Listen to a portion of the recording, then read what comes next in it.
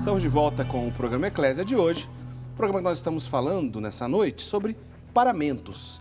Paramentos litúrgicos e outros detalhes de algumas vestimentas, os seus significados teológicos, culturais e tudo mais. Você pode entrar em contato conosco, a gente sempre fica disponível aí no nosso telefone, o nosso e-mail, aí você fica atento aí no seu televisor que a gente mostra durante o programa, você liga pra gente, manda seu e-mail, a sua participação. Tem algumas perguntas chegando, na medida do possível a gente coloca. Algumas perguntas que estão chegando a gente já está respondendo aqui durante a nossa conversa. Mas a gente continua agora falando sobre alguns detalhes de outros paramentos e eu vou mostrar que na sequência a gente tem alguma coisa aqui preparada. Mas, Padre Guido, o senhor disse agora há pouco que antigamente tinha alguns costumes diferentes que a gente via na igreja no preparação para o sacerdócio, né? Por exemplo, a tonsura é uma delas, Sim. né? Explica pra gente o que é a tonsura. Exato. Quando iniciava a última caminhada, digamos assim, rumo ao sacerdócio, Certo. com os estudos de teologia, Certo. havia uma sequência de ministérios sagrados que hoje não se fazem mais. Isto é, no primeiro ano de teologia se recebia a tonsura. O bispo cortava o cabelo em sinal de cruz, certo? Aqui na frente e atrás, dos dois lados e no centro. E depois ficava como lembrança, digamos, como característica, só aquela parte aqui em cima, né? Raspado, não era? Exato. A tonsura era o primeiro ministério menor, ou ordem menor, como se diz. Depois se recebia também outros ministérios, por exemplo, o exorcistado. Certo. Né? O poder de expulsar os demônios. Olha só, havia todo um ritual. O jovem clérigo recebia também este aqui. O acolitato recebia até uma chave, porque era o poder de abrir a casa de Deus e a honra também de liderar com a residência de Deus, digamos assim. Hoje a igreja reduziu estas ordens menores, né? Existe o leitorado para poder proclamar a palavra de Deus e também o diaconato que era dado antes do diaconato, quando o jovem recebia também um manípulo, vamos mostrá-lo. Vou mostrar já o manípulo. Cadê Exato. o manípulo? Tirei daqui no braço o esquerdo. É uma estola menor. Exato. Aqui. Deve estar em algum lugar. Aí, Já vou achar o exato. manípulo. Sim. Está aqui? Está aqui o manípulo. Exato. É uma estola menor. Esse aqui é o manípulo, Padre Guido? Sim, este era o manípulo. Que se usava no braço punho. esquerdo. No braço esquerdo. Que se usa. Esquerdo, Sim. Bom, eu não sou padre, eu não sei como é que usa. Tem dois sentidos, tanto o sentido prático... Assim se usava o manípulo, é isso? Sim. Tem um Qual que é sentido o sentido? prático. Fala lá. A origem do manípulo, que é como fosse uma estola menor, era um lenço para enxugar as lágrimas ou o suor, quando estava se discursando, e Certo. a igreja adquiriu isso. E hoje, quando o padre vai se paramentar com o manípulo, apesar de ter caído em desuso, tem agora uma restauração disso, é para significar, hoje não tem mais nenhum uso prático, não se enxuga suor nem nada com ele, mas pensando nessa fadiga é para lembrar a fadiga também do apostolado, do sacerdócio, do exercício do ministério. Mas, por exemplo, quando se celebra no rito antigo, no rito de Pio V, ainda se usa o manípulo, Ele né? é obrigatório, agora é opcional. Entendi. A gente começou falando da tonsura, Padre Guido, você estava explicando então que é um corte que o bispo fazia aqui atrás, na cabeça e tudo mais, no cabelo. Esse objeto que está na minha mão aqui, que os bispos usam, que se chama solidel, tem a ver então com esse significado da tonsura, Padre Guido? Bom, solideu significa somente para Deus, né? Certo. Prestar homenagem, o respeito e a adoração somente para Deus. E tem também, podemos dizer que tem uma ligação com a tonsura. Inclusive, o solideu é usado até por vários monges, até hoje. Sim. Né? Com outra cor, naturalmente, geralmente a cor preto, preta, sim. Exato, o cinza também. O Papa usa branco, né? Aliás, agora na viagem que o Papa chegou no Equador, logo que ele desceu do avião, o solidel dele voou, né? O solidel dele branco voou, né? Você falando da influência da cultura na igreja, é bom também falar que O soldel é uma herança da cultura judaica, é o kippá dos judeus. Os judeus usam até hoje o kippá, que se parece com o solidel. O que significa solidel mesmo, Padre Guido? Somente para Deus, né? De dar tudo para Deus, o nosso culto, o nosso respeito e a nossa adoração. Que o bispo só tira, o bispo e o Papa só tiram quando vai começar a consagração, por isso. Sim. A reverência para Deus. Entendi. Bom, aqui então a gente tem esse paramento. Como é que chama esse paramento aqui, Eric e Marçal? Casula se tornou o termo mais conhecido, casula, que vem de casulo, porque com as várias dimensões, os vários formatos que existiram durante o tempo, e essa é a mais comum, ela lembra um casulo, uma casinha que o padre se reveste com ela. Mas também, o padre Guido falou a gente, também do grego também se chama planeta ou em italiano pianeta, porque esse modelo da casula gótica, esse mais amplo, mais comum. Esse aqui, esse preto que eu estou mostrando, é uma casula gótica, né? Isso, que é mais ampla, vem até os punhos do sacerdote. Esse nome planeta, que muita gente escuta, é porque pelo formato e pelo tipo de tecido, planeta em grego significa andar errante, é um movimento leve. Então, quando o padre andava, se via um movimento errante, um movimento desconcertado, então colocaram o nome grego de planeta, mas é mais conhecido também pelo mundo como casula. Bom, a casula, o sacerdote sempre usa sobre outros paramentos, que está aqui embaixo, a gente preparou aqui como se fosse mesmo um sacerdote. Por exemplo, essa aqui é a estola, não é, Padre Guido? Sim. A estola, obrigatoriamente, tem que estar embaixo da casula. Sim, exato. A estola é o sinal que caracteriza o sacerdócio, certo? E acompanha, inclusive, a cor da casula.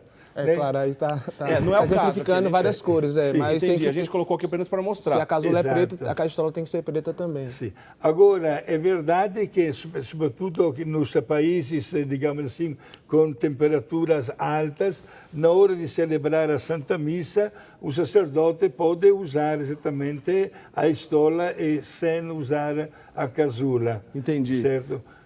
O que não pode ficar de fora é a estola. Exato. Aqui na minha mão tem outro exemplo de estola vermelha. Esse aí foi para se usar sem a casula, quando, por exemplo, tem um número grande de padres com celebrantes.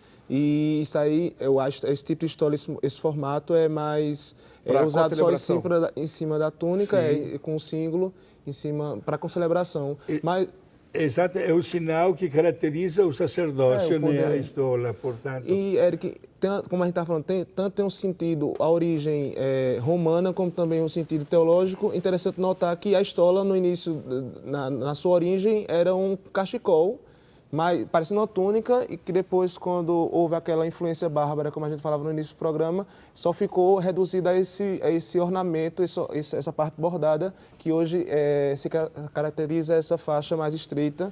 Que é conhecido também como galão, não é? Sim, galão. Bom, Padre Guido, a gente está vendo aqui uma casula de cor preta. A gente não vê muito, durante o ano litúrgico, a gente não vê muito essa cor preta aqui. Em que ocasião que usa a cor preta? Bom, na celebração das missas de corpo presente, o centeiro das pessoas, ou pode ser usada também em algumas cerimônias particulares, lembrando pessoas falecidas. Dia de finados. Dia de finados pode usar preto. Pode usar, exato. Agora, esta cor até é substituída, muito mais usada, a cor roxa, que a igreja usa em 2 tempos específicos do ano litúrgico. O tempo de Advento, preparando-nos para o Natal, e no tempo da Quaresma, certo? E também todas as vezes, até na missa de corpo presente, onde se costuma, muitas vezes o sacerdote usa paramento de cor roxa. Inclusive, esta casula, cor assim, preta, assim, digamos assim, uma raridade nos dias de hoje. Não é muito comum, né? Agora, Eric Marçal, eu queria que você explicasse pra gente. Essa casula preta, que é mais comprida, a gente já falou que esse modelo aqui é o modelo gótico, não é isso? Modelo gótico. Aqui do meu lado direito tem uma outra casula que é mais curtinha. Esse modelo aqui é o modelo romano. Geralmente a gente vê esse modelo romano, por exemplo, quando os padres estão celebrando no rito antigo. A gente tem a impressão que esse modelo romano é muito antigo. A gente tem a impressão, e o modelo gótico, porque é como esse mais comprido, como aqui essa preta, dá a impressão que é mais nova. Isso procede ou não? Totalmente ao contrário, porque apesar de ter se ligado esse modelo romano, a casula romana, ao rito antigo, não tem, particularmente não tem nenhuma ligação de um modelo de paramento a um rito, mas com a influência, com a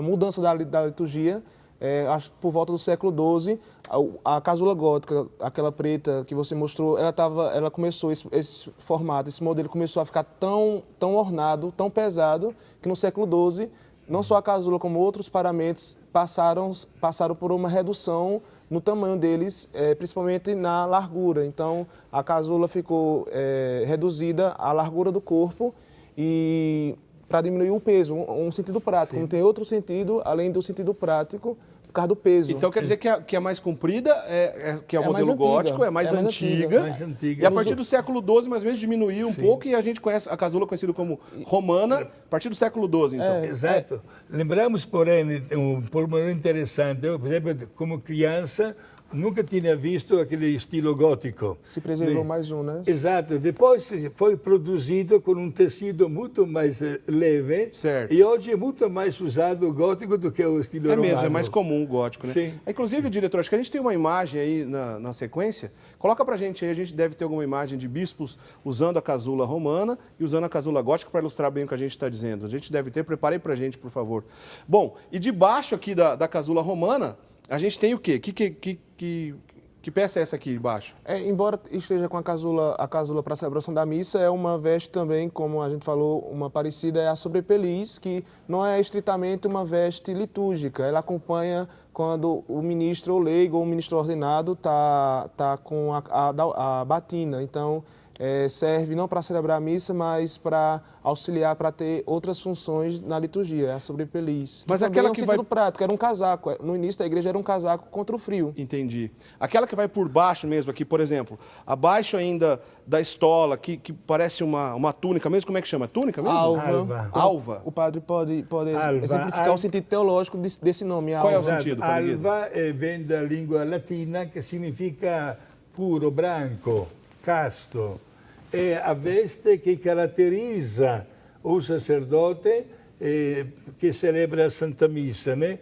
Isto é, a veste exterior branco que deve ser um reflexo de que tudo está bem dentro da vida do sacerdote na hora de dialogar com Deus e celebrar os ritos sagrados. Por isso, a veste branca, a alva em língua latina, né? E esta cor é igual para todos os sacerdotes do mundo. Sempre branca, né? Sempre branca, Jesus, embora essa daí tenha uma, como se fala nos livros, ela é transparente nas bordas com uma renda. Tem uma renda aqui no final dela, né? Cristo usou uma mais simples, Cristo também usou e também os romanos usaram. E a igreja adotou. Essa era a veste mais simples que se usava, que era embaixo de todas as outras, casula, o cachecol, que era a estola. Então, era a veste mais simples e mais básica do dia a dia dos romanos. Mostra pra gente, diretor, a gente tem um exemplo, então, de um sacerdote... é o Papa aí, ó. Essa casula que o Papa está usando comprida, essa é a gótica, né, Érico? Essa é a gótica. Essa é o exemplo, então, da casula gótica, que a gente está dizendo que ela é mais antiga do que a que a gente vai mostrar na sequência, que é a romana, mais curta. Tá aí, ó, Dom Cláudio Umes usando uma casula romana, mais curta, que a gente vê com menos frequência, mas desde o século XII está presente na igreja, então, e as duas, claro, são válidas, né? Exato. Podemos também dizer que até nos principais museus de arte cristã, a casula, digamos, romana, certo, né, aparece, digamos assim, como uma preciosidade.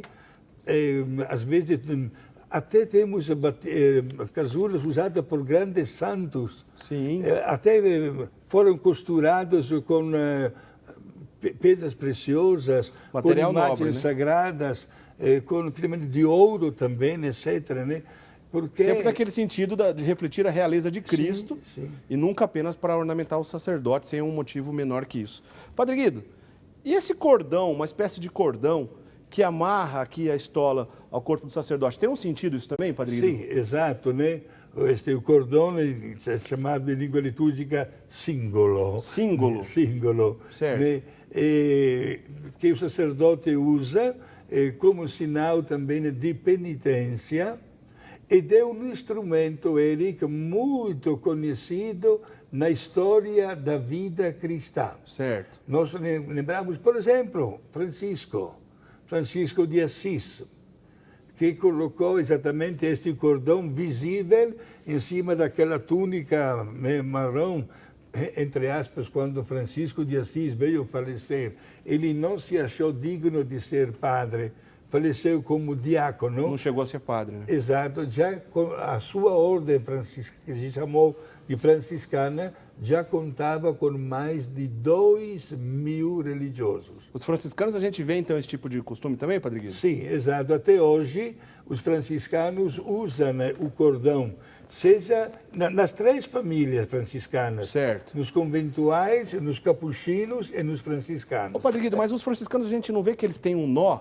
Parece que eles usam um cordão com um nó. Tem um significado aquele Sim, nó também? exato. Lembram nos votos públicos que os franciscanos, como nós também, pessoas consagradas, fazemos o voto de pobreza, de castidade e de obediência. Ah, então cada nós lembra um voto, Sim, então. exato. Mas Fala, você tem que se diferenciar o cordão do hábito como uma peça e o símbolo como um acessório da liturgia. Ele é mais tarde, ele entrou tardiamente na liturgia só para ajustar a túnica ao corpo do ministro, mas também tem um sentido para ligar Jesus Cristo das cordas do açoite, das cordas que foi amarrado, mas também na oração da paramentação que acompanha o uso do símbolo, como o padre pode confirmar isso, como é colocado na altura dos rins, é para, quando amarra, enquanto está rezando, se diz que é para a vigilância, os rins cingidos, como tem na Bíblia. E tem aquela passagem também do lava-pés, né, Padre Guido? É importante essa sua colocação, Eric, porque nas igrejas antigas se encontra nas sacristias como uma tabela de orações que o sacerdote em língua latina devia fazer toda vez que colocava um paramento sagrado. Ah, tem uma oração específica. Sim, tinha, exato, uma oração específica. Para a gente encerrar esse bloco aqui, ô Eric, conta pra gente. Isso aqui parece um pouco, lembra um pouco uma casula, mas não é uma casula, né? Não. Como é que chama esse paramento aqui? Dalmática, o nome Dalmática vem do lugar, da região que hoje já não existe, já está renomeada de Dalmácia, que Certo. lembra dálmata também, um animal que também é dessa região. É a veste própria dos diáconos na celebração da missa, para assistir casamentos, para batizar. No início, como você falou, frisou que parece uma casula, no início os diáconos usavam casula, mas depois de algum tempo, com a evolução da liturgia e da compreensão, a igreja reservou a casula para os padres e para os diáconos. Então essa aqui é a dalmática. Para os padres e para os bispos. Ah, os bispos usam dalmática também em algumas ocasiões, Também. Hoje está um pouco em desuso, mas nas ocasiões mais solenes, como ordenações de padre, diácono, de bispo, a liturgia ainda pede hoje que o bispo use, além da sua mitra e da casula como própria da missa, se use a dalmática para expressar que ele tem as 3 ordens. Ele é diácono, ele é padre e ele é bispo. Bom, e mais ainda, Pois não, Eric, antigamente o bispo, nas grandes solenidades, além da dalmática, tinha mais uma, quase parecida com a dalmática, Verdade. chamada tunicela. Tunicela. Exato, que era dada na hora do subdiaconado. Antes do diácono. né? O subdiaconato era um passo para se preparar para o diaconato. Exato, Né? o bispo colocava todos os 3 paramentos. Agora, já que ele tem a plenitude desse sacramento Sim, da ordem, né, Padre Guido? Agora, a gente não fez errado, porque a gente colocou aqui sobre uma veste de um bispo, porque, como você disse, Eric Marçal, em algumas ocasiões, o bispo usa dessa maneira até hoje. Embora falte aí na gola o amito para esconder o colarinho da batina do bispo, Amito é um outro tecido branco que ia aqui por baixo. Isso, eu acho que o único lugar hoje que como um costume próprio, que os bispos continuam usando só a dalmática sobre a batina Em Roma, quando tem 2 cardeais da ordem dos diáconos, são bispos, são padres, mas na organização interna do Vaticano eles recebem o nome de cardeais diáconos.